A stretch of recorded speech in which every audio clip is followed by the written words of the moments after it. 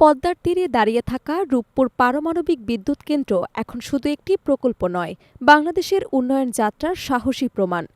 বহু প্রতীক্ষার পর দেশের প্রথম নিউক্লিয়ার প্লান্ট প্রবেশ করেছে সবচেয়ে গুরুত্বপূর্ণ ধাপে, ফিজিক্যাল স্টার্ট আপ বা রিয়েক্টর জ্বালানি লোডিংয়ের প্রাক পর্যায়ে। এর মাধ্যমে বাংলাদেশ ঢুকতে যাচ্ছে সেই ক্লাবে, যেখানে শক্তির নিরাপত্তা নির্ভর করে আধুনিক পারমাণবিক প্রযুক্তির ওপর।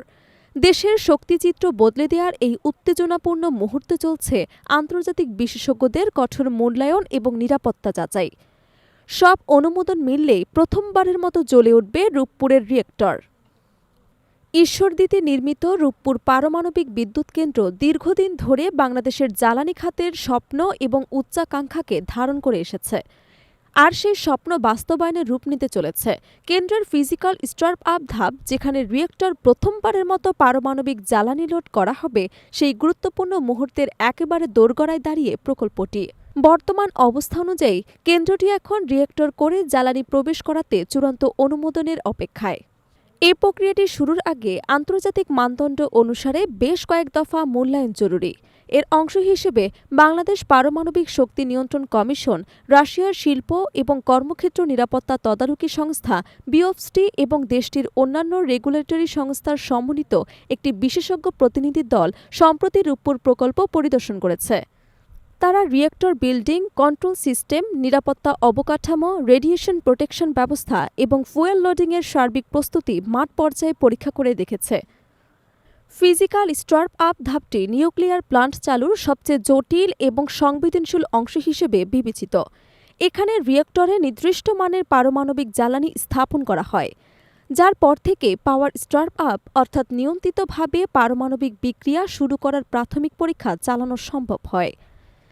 এই ধাপের মাধ্যমে রিয়েক্টরের cooling system, control rod mechanism, জরুরি সুরক্ষা ব্যবস্থা এবং সম্পূর্ণ প্রযুক্তিগত স্থাপনা ধাপে ধাপে যাচাই করা হয়।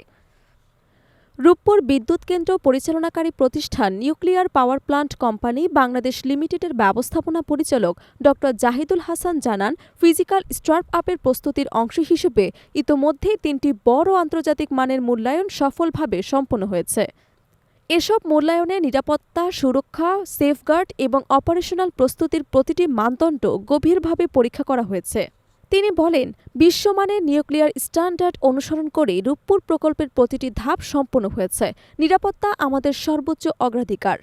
বাংলাদেশ পারমাণবিক শক্তি নিয়ন্ত্রণ কর্তৃপক্ষ বাইরার চেয়ারম্যান মোহাম্মদ মাহমুদুল হাসান জানান, ফুয়েল লোডিংয়ের ক্ষেত্রে রাশিয়ার রেগুলেটরি অথরিটি এবং আন্তর্জাতিক পরমাণু শক্তি সংস্থার সুপারিশ অপরিহার্য। সব নির্দেশনা ও নিরাপত্তা মূল্যায়ন পূরণ হলে বাইরা চূড়ান্ত অনুমোদন প্রদান করবে। তিনি বলেন, নিউক্লিয়ার প্রকল্পে নিরাপত্তা বিষয়ে কোনো আপোষ নেই। সবকিছু নিশ্চিত করে সামনে এগোনো হবে। রাশিয়ার আর্থিক ও কারিগরি সহায়তায় $12.65 বিলিয়ন ব্যয়ে নির্মিত রূপপুর পারমাণবিক বিদ্যুৎ কেন্দ্রের 2টি ইউনিটে ব্যবহৃত হয়েছে VBER 1200 মডেলের আধুনিক জেনারেশন 3+ রিয়েক্টর। প্রতিটির ক্ষমতা 1200 মেগাওয়াট। এ ধরনের রিয়েক্টর বিশ্বের উন্নত কয়েকটি দেশে ব্যবহৃত হয় এবং অত্যাধুনিক নিরাপত্তা ফিচার যেমন core catcher, passive cooling system, dual containment সহ বিভিন্ন সুরক্ষা ব্যবস্থা এতে যুক্ত রয়েছে। বিশেষজ্ঞদের মতে, রূপপুর প্রকল্প পূর্ণমাত্রায় চালু হলে শুধু জ্বালানি উৎপাদন নয়, দেশের সামগ্রিক অর্থনীতি, শিল্পায়ন, প্রযুক্তি খাত এবং মানব সম্পদ উন্নয়নে বড় প্রভাব ফেলবে। দীর্ঘমেয়াদে এটি দেশের জ্বালানি নিরাপত্তা নিশ্চিত করবে এবং বিদ্যুৎ উৎপাদনের ব্যয়ও স্থিতিশীল হবে বলে আশা করা হচ্ছে।